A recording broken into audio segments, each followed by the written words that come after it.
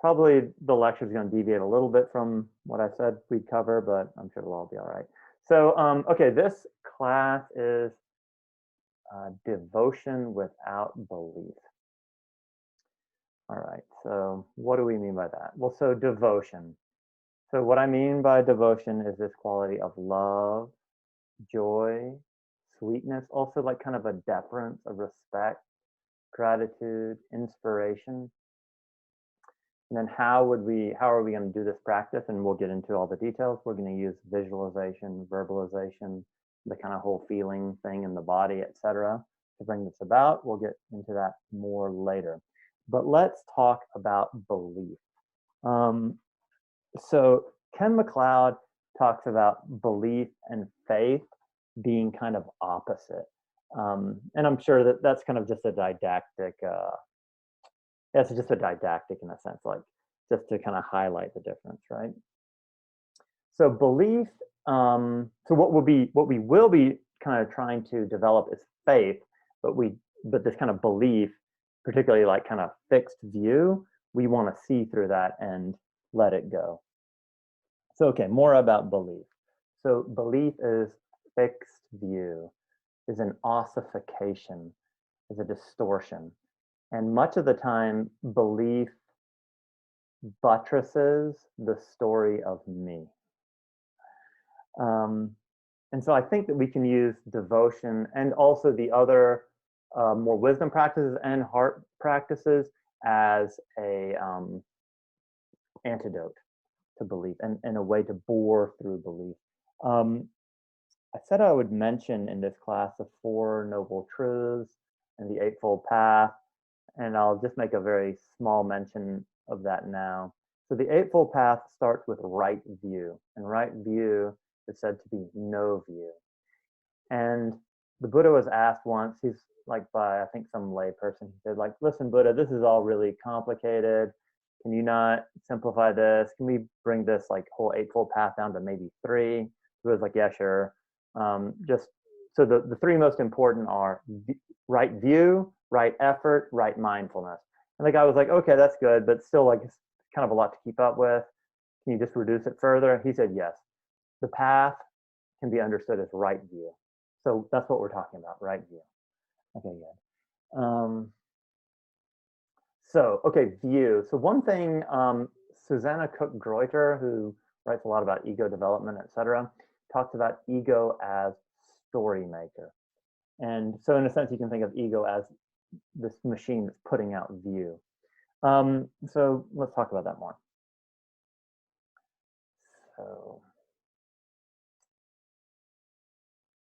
So much of the practice is sitting there and giving attention to objects, views, etc., that arise, and then seeing their incoherence.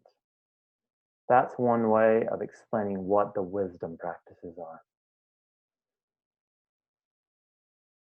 So with these practices, we see how ego is nonsensical, how it is a story, how it is paper thin and feather light, paper thin, as Shinzen would say.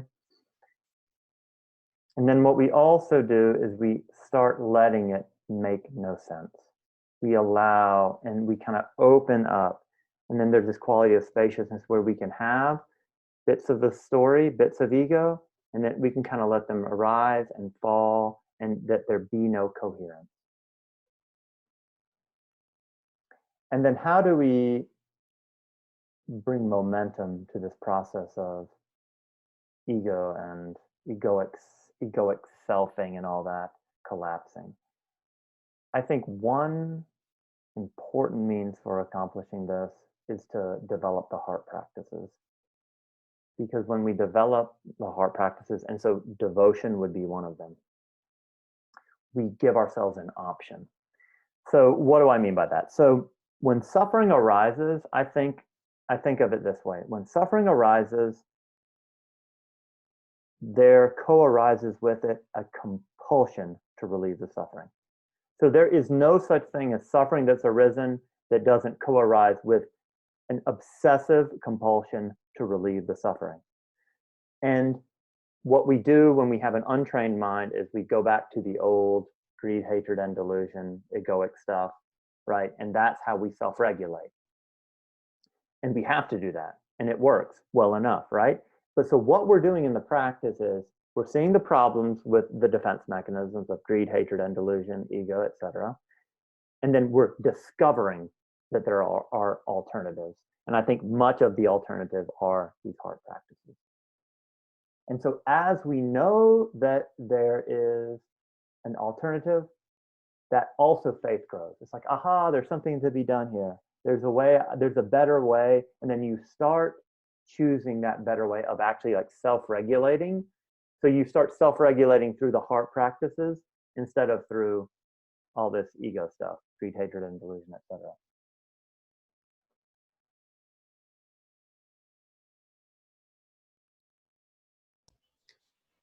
I've really been connecting with view a lot recently since I've been doing heart practices. And I I would say for most of my meditation career, the view was invisible to me, Yeah. not something that I was aware of. I kind of think of it as like what's behind the subject and the subject object relationship. So like when I'm meditating, I'm looking at objects, but the view is like what I think or believe about the experience that I'm having and what I'm bringing to it.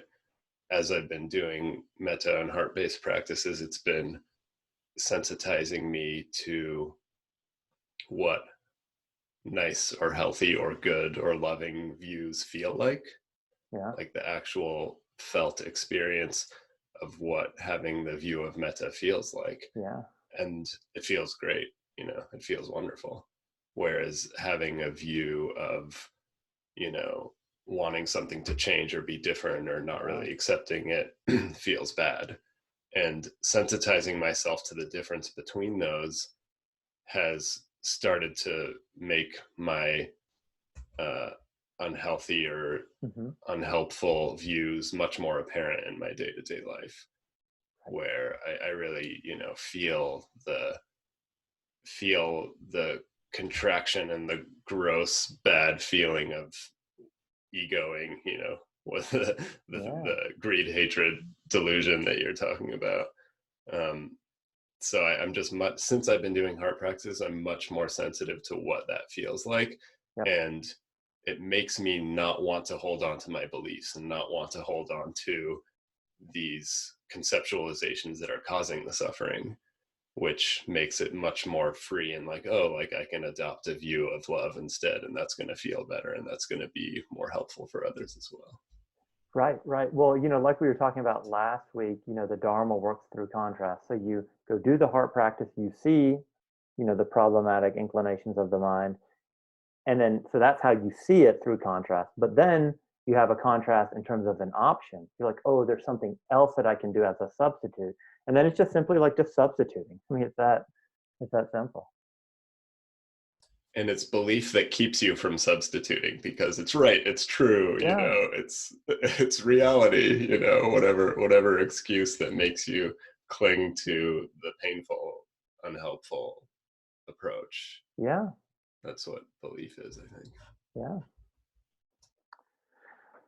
Totally. Okay, let's see. I got a little bit. Go ahead. So how do we hold to the Eightfold Path without belief? Like devotion. Right. Well, so okay. So in terms of devotion and faith, etc., around the Eightfold Path, is like one, you start treading it, and then you notice that it works. Just in a completely like, aha, okay, yep, okay, life sucks a little bit less. Okay, things are improving. So you build faith that way. Also, there's a quality of like just bliss and enjoyment that comes, which is more the kind of devotional kind of flavor of faith, that you're just like, oh, this is fantastic, I like it. And so that's another kind of quality of faith and devotion that grows. And then now the belief part, in a sense, all of the Eightfold Path is about seeing through belief, like fixed view, right? Is that not just more sense desire? I don't understand the question. Like the sense desire for bliss. Right. Like, I want to feel bliss. I do not want to feel suffering. I do not want to feel neutral or Okay. whatever. Yeah, sure. Okay, so let me Bad. speak to that. So there's a difference between desire and craving. Desire, in my view, is not problematic. And now I want to make sure this is not like this is just my view. I don't think desire is a problem. Craving is a problem. So you can want this, want that, but the question is, are you suffering? Is your desire a source of suffering for you? If suffering is not arising with it, it is totally fine in my view. Like you never quit wanting to eat. Um, all these basic desires stay in place. Also, actually, as the path deepens, your sensual enjoyment grows drastically, and you can open up to it and like let go of any guilt or shame around it and just enjoy it. But then you're dropping the craving, which kind of ruins it. Is that speaking to your question? Yeah, I think so. Yeah. Yeah, I'm not entirely sure, but I I kind of follow the Eightfold Path, Yeah. but that's just by meditating and trying to be a kind of good person. And Yeah. Yeah. I think it's a useful tool for like just navigating around these kind of topics. But like, Right. it's the belief part because I don't really see myself as a Buddhist, so to Yeah, that speak. doesn't matter. In my mind, it doesn't matter. Um, like, I mean, like we can close our eyes and do a very brief meditation. Like, what would it mean to be a Buddhist? And on some level, I don't even know what the question means when I ask myself that. I can imagine myself imagining a Buddha image. And then I can ask myself, does that mean I'm a Buddhist? And the answer is I have no idea. And now, okay, so we can let that go. So, I mean, I think there are also practical ways, like, oh, you do these practices. Okay, that makes you like a Buddhist in a very kind of relative sense. And in a very relative sense, I think I'm a Buddhist. But then if I really peer into it, I just see emptiness. I don't know. And then another quick comment on the whole Eightfold Path, like it's an iterative process. You like, you know, for years I would recite the Eightfold Path every day before meditation. And then I would just contemplate it for a few minutes. And it's different every day. And so what the path is changes moment by moment. And so what you want to do, in my opinion, like good practices like curiosity and receptivity and friendliness towards the path itself. Like just like looking and like wanting to know, like what's this about? And then figuring out how you can also make it like enjoyable. Okay, let's see here. All right, so let's keep going here for another moment. We'll take our 5-minute bathroom break in a moment.